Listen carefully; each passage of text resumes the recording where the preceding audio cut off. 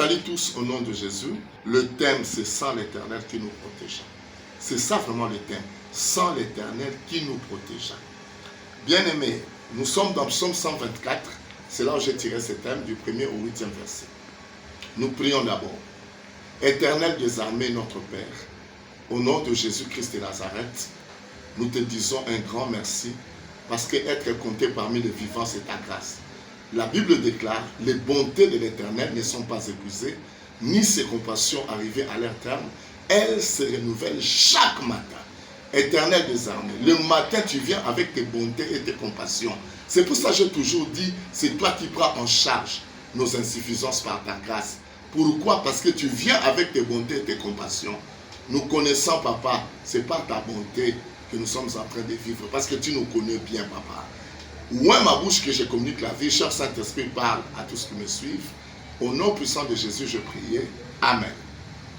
Comme je l'ai dit, notre thème, c'est sans l'Éternel qui nous protégea. Psaume 124, du 1er au 8e verset. Cantique des degrés de David. Sans l'Éternel qui nous protégea, qu'Israël le dise. Sans l'Éternel qui nous protégea, quand les hommes s'élèvèrent contre nous, ils nous auraient engloutis tout vivants. Quand leur colère s'enflamma contre nous, alors les eaux nous auraient submergés, les torrents auraient passé sur notre âme. Alors auraient passé sur notre âme les flots impétueux. Verset 6. Béni soit l'Éternel qui ne nous a pas livrés en proie à leurs dents.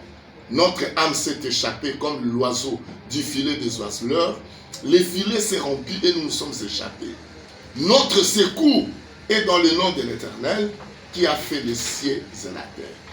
Bien-aimés, en lisant ces passages, je comprends pourquoi David dit des choses comme ça. Bien-aimés, nous connaissons bien David. Bien-aimé, un homme qui a dit un jour, ma mère m'a conçu dans le péché, je suis né dans l'iniquité. Un enfant né dans un foyer régulier ne peut pas dire de telles choses. Les gens qui lisent la Bible, les gens qui comprennent les histoires de la Bible, les gens qui écrivent les histoires sur la Bible disent que David était un enfant hors mariage. Moi, je leur donne raison. Pourquoi? Parce que David était le cadet de la famille. Il était né dans une famille de 8 enfants. Le jour où Dieu a parlé au prophète Samuel, dans 1 Samuel 13, pour aller oindre un enfant dans la famille d'Isaïe, Dieu n'a pas donné le nom. Et pourtant, Dieu connaissait le nom de David.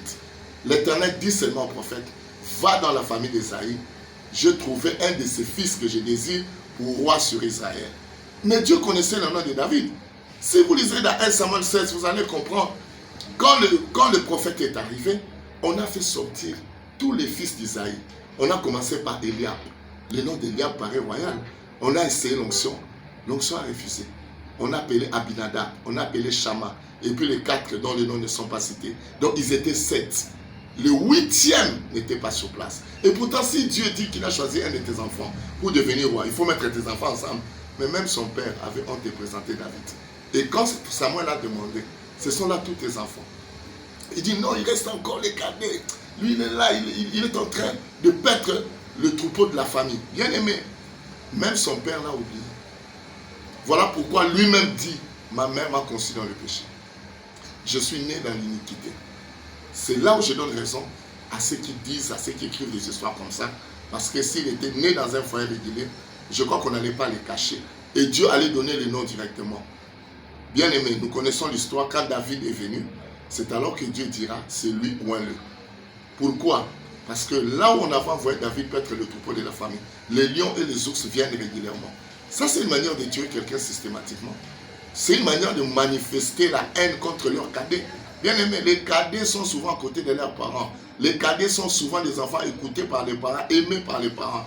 Mais lui, un cadet, on laisse là-bas dans la brousse, paître le troupeau de la famille, là où les lions viennent, là où les ours viennent. Nous connaissons l'histoire de David.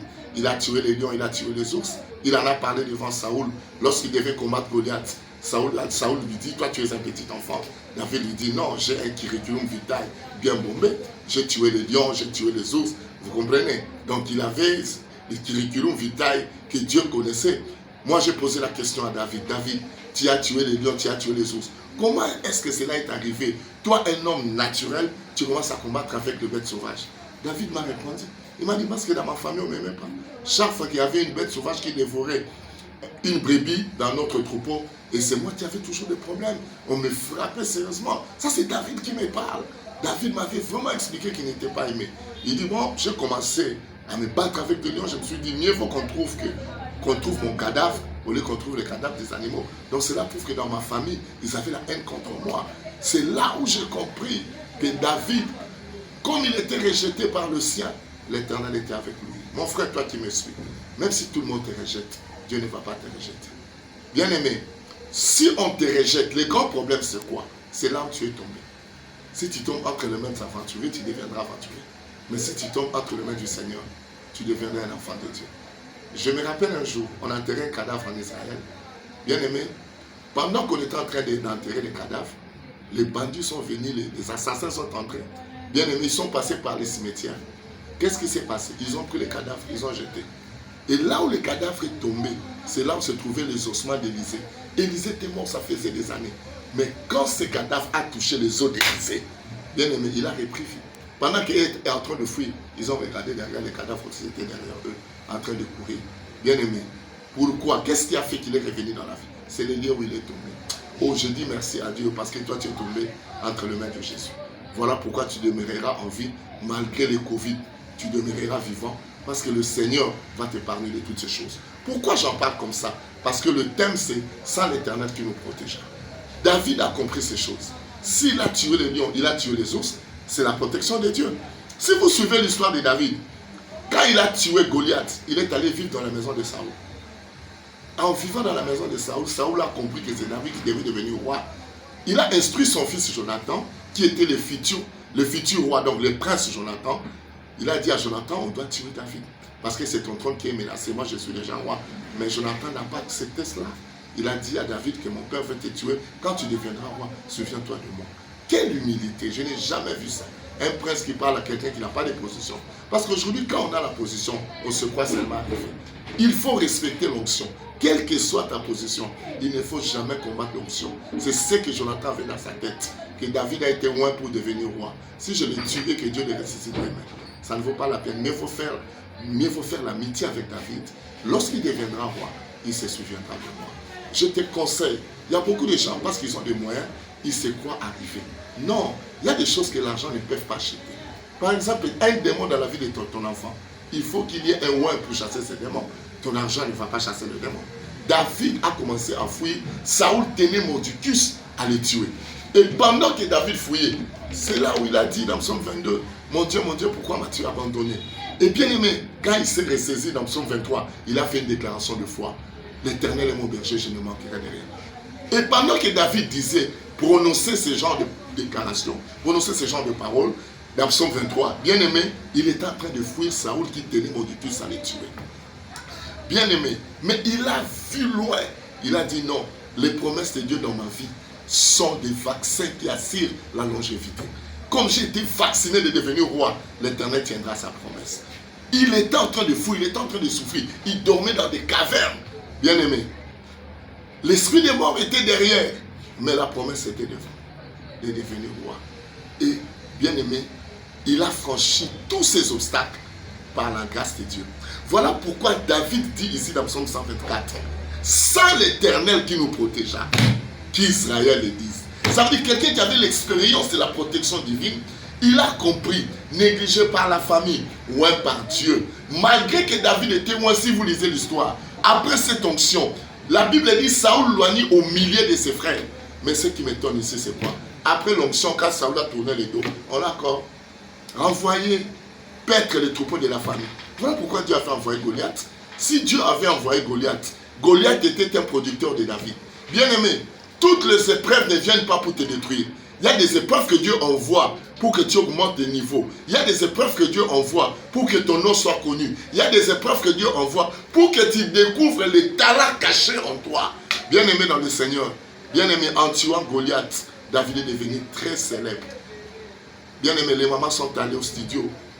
Ils ont sorti un maxi single qui avait pour titre Saoul a tué 1000, David a tué 10 000. C'était une manière de dire, si nous passons aux élections, David aura 10 000 voix. Vous voyez, David a été loin pour devenir roi. Il n'avait pas d'instruction, il vivait dans la brousse. Même l'Éternel a regardé les cadres. Selon les humains, personne ne pouvait accepter David. Mais l'Éternel a provoqué que Goliath vienne. Et lorsque David tuera Goliath, c'est alors que les gens auront les yeux braqués sur eux. Parce que bien aimé, devant le combat, le diplôme ne compte pas. Un charioleur peut facilement frapper un licencié. Vous comprenez? Donc devant le diplôme, bien aimé dans le Seigneur, je vous dis la vérité, devant le diplôme, devant le combat plutôt, le diplôme ne compte pas. Voilà pourquoi tout diplôme que tu reçois, on écrit devant, derrière, c'est vite. Ça veut dire ce qu'on a écrit devant là, si ça ne vient pas, crée quelque chose derrière. Voilà pourquoi on laisse le vide derrière. Tu peux aussi gagner dans l'informel avec Dieu. Bien aimé, que l'Éternel vous soit favorable. Suivez ce qui se passe ici. David, après avoir vécu toutes ces choses, après avoir traversé des obstacles, tuer Goliath, se battre avec des lions, fuir Saoul, David finit par dire, sans l'Éternel qui nous protégea, qu'Israël le dise. Ça veut dire la protection de Dieu, il faut la déclarer. Il faut dire ce que Dieu a fait pour toi. David nous instruit. Il dit qu'Israël le dise. Israël, c'est toi et moi qui suivons cette parole aujourd'hui. Il a dit, sans l'Éternel qui nous protégea, qu'Israël le dise. Oh, j'aime ça. Il dit, sans l'Éternel qui nous protégea, quand les hommes s'élèvèrent contre nous. Tu vois, dans ce monde, tout le monde ne sera pas toujours pour toi. Il y aura des gens qui seront contre toi. Bien aimé, manger avec quelqu'un ne signifie pas l'amitié ou l'amour. Parce que Jésus a dit de Judas, celui qui met avec moi la main dans le plat, c'est celui qui me trahira. Judas mangeait avec Jésus. Dans une même assiette, mais il a trahi Jésus. Ça veut dire le meilleur ami de la vie, c'est Jésus. Celui que tu appelles ton meilleur ami, tu ne connais pas bien son cœur. Vous êtes bien, mais il y a des choses peut-être qu'il est en train de dire derrière toi que toi tu ne connais pas. C'est ce que Jésus ne fera jamais. Voilà pourquoi le meilleur ami de la vie, c'est Jésus. Si tu n'as jamais accepté Jésus comme Seigneur et Sauveur, invite-le, va devenir ton ami. Romains 19 dit, si tu confesses de ta bouche le Seigneur Jésus, si tu crois dans ton cœur que Dieu l'a ressuscité des morts, tu seras sauvé. Donc ça veut dire, si tu veux être sauvé, invite seulement Jésus. Accepte-le comme Seigneur et Sauveur et crois dans ton cœur que Dieu l'a ressuscité des morts. C'est alors que tu deviens un enfant de Dieu. Il y a beaucoup de gens qui me suivent, qui se demandent, nous sommes tous des enfants de Dieu. Non, non, non. Nous ne sommes pas tous des enfants de Dieu. Nous sommes tous des créatures de Dieu. On devient un enfant de Dieu. Lisez Jean, chapitre 1, verset 12 à 13. Ça, c'était juste pour exhorter certaines personnes qui veulent rejoindre la famille chrétienne, qui veulent devenir des enfants de Dieu, de faire cette prière. Ça va vous aider. La Bible dit à tous ceux qui l'ont reçu, à ceux qui croient à son nom, elle a donné le pouvoir de devenir enfant de Dieu. Jean chapitre 1, verset 12. Elle a donné le pouvoir de devenir. Donc on devient, mais on n'est pas enfant de Dieu. On le devient. Bien aimé, ici nous continuons. David dit, sans l'Éternel qui nous protégea, quand les hommes s'élèvèrent contre nous. Bien aimé, il y a combien de gens qui s'élèvent contre toi? Tu as combien d'ennemis identifiés et non identifiés? Il y a certaines personnes qui sont gentilles à ton égard, mais ce sont tes ennemis. Parce que ceux qui font la nuit, tu ne connais pas. Pendant que toi tu dors, les autres cherchent ta vie la nuit, mais toi tu ne connais pas. Mais il y a que El Shaddai, le Dieu Tout-Puissant, qui te garde. Et Dieu ne se vante pas de ce qu'il fait. Mais c'est à toi de reconnaître, comme David l'a reconnu. Il dit, quand les hommes s'élèvèrent contre nous, il dit, ils nous auraient engloutis tout vivants. Quand leur colère s'enflamma contre nous, alors les eaux nous auraient submergés. Les torrents auraient passé sur notre âme. Alors aurait passé sur notre âme le flot impétueux. On est dans Psaume 124, déjà le verset 5, verset 6. Béni soit l'Éternel qui ne nous a pas livrés en proie à leurs dents. Béni soit l'Éternel qui ne nous a pas livrés. Mon frère, ma soeur, pour que l'ennemi puisse t'atteindre, il faut que l'Éternel te livre. Même pour mettre la main sur Jésus, Judas devait le livrer. Les jours à venir, je vous parlerai sur comment l'Éternel peut te livrer tes ennemis. Bien aimé, ne commettez pas l'erreur d'aller combattre un ennemi que Dieu ne t'a pas encore livré. Combat dans la prière, oui. Mais il ne faut pas manifester cette histoire comme ça sans que l'Éternel te dise de le faire. Sinon, tu risques de perdre des regrets. Parce que pour que tu gagnes, il faut que Dieu te livre ton ennemi. Bien aimé, sans Jésus, nous ne pouvons pas combattre contre les démons, contre les forces du mal. Mais c'est avec Jésus que nous ferons des exploits. Ici, il a dit quoi? Béni soit l'Éternel qui ne nous a pas livrés. Donc David reconnaît que si Dieu voulait me livrer, je n'allais pas être vivant. Mais l'Éternel ne m'a pas livré entre eux. Je déclare pour ce mois de juin, ça sera un mois où Dieu ne te livrera pas aux mains de tes ennemis. Dieu ne te livrera pas aux mains de Covid. Bien aimé, je crois aujourd'hui, c'est juste une manière de parler. Pendant que j'ai prié le matin vers 3 h du matin, j'ai dit quelque chose à Dieu. Moi-même, je me suis dit, je crois que Dieu arrive. Donc, j'étais en train d'imaginer que l'Éternel était en train de rire. Qu'est-ce que j'ai dit à Dieu? J'ai dit, Seigneur, cette maladie, j'aime pas vraiment citer le nom de cette maladie, mais on a intitulé cette maladie Covid-19. Pour ne pas parler de l'autre nom Corona, tout ça. Mais Covid-19. J'ai dit, Seigneur, pourquoi on a mis 19? Aujourd'hui, on est en 2020. Donc, pour moi, entre toi et moi, à cause de notre alliance, je vais considérer cette maladie du passé. Parce que nous, on est en 2020. Mais comment les choses de 2019 continuent à nous suivre? Or, la Bible dit dans Ésaïe 43, 18 à 19, c'est la parole de Dieu. Ne pensez plus aux événements passés, ne considérez plus ce qui est ancien, car je vais faire une chose nouvelle sur le point d'arriver. Ne la connaîtrez-vous pas? Je mettrai les chemins dans le désert et les fleuves dans la solitude. C'est comme ça que je prie. J'ai dit à Dieu, Seigneur, pour moi, je considère que c'est une maladie de 2019. Maintenant, là, on est en 2020. Donne-moi les histoires de 2020. Je ne veux pas que ça traverse. Tu as tracé les limites afin que les eaux ne recouvrent plus la terre. Trace aussi les limites afin que Covid ne dérange pas la vie de tes enfants. Considérons cela pour 2019. C'était ma prière, c'était aussi ma foi. Parce que dans le domaine de foi, on ne peut jamais s'attaquer à quelqu'un. Parce que Dieu nous traite aussi selon ce que nous nous croyons. Bien-aimés, suivez-moi bien. Il a dit, béni soit l'Éternel, qui ne nous a pas livrés en proie à l'air d'homme. Proie à l'air d'homme. Je vois les sorciers. Bien-aimés, dans toutes nos familles, que tu le veux ou pas, il y a toujours la sorcellerie quelque part. Il y a toujours des sorciers qui font des plans machiavéliques, des plans bizarres, des plans péjoratifs pour détruire nos vies. Mais, ici David dit, béni soit l'Éternel qui ne nous a pas livrés en proie à l'air d'homme. Ça veut dire Dieu ne nous a pas livrés. Ce que j'aime, c'est le verset suivant. Écoutez le verset 7. Il dit ceci. Notre âme s'est échappée comme l'oiseau du filet des oiseleurs. Le filet s'est rompu et nous nous sommes échappés. Oh, ça j'aime.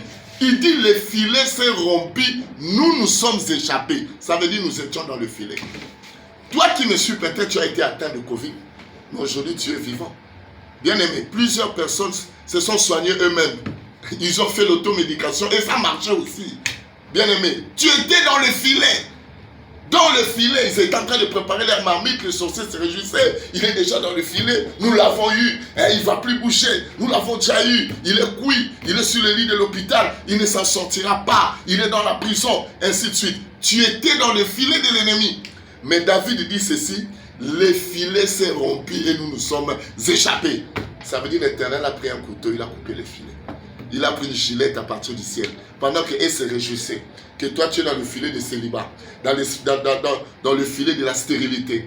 Dans le filet de blocage. Dans le filet de chômage. Tu es dans le filet. Ils se réjouissent de te voir souffrir. Parce que nous ne fêtons pas la même chose avec le monde des ténèbres. Si nous sommes dans l'allégresse, le monde des ténèbres est dans le deuil.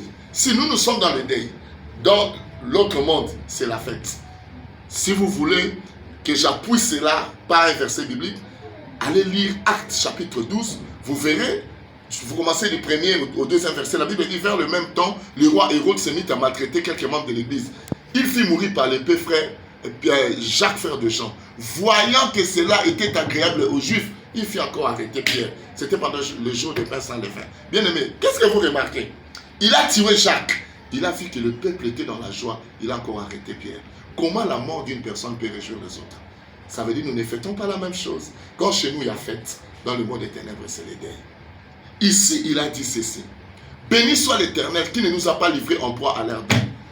Oh, il dit les filets s'est rompu et nous sommes échappés. Ça veut dire que nous étions dedans.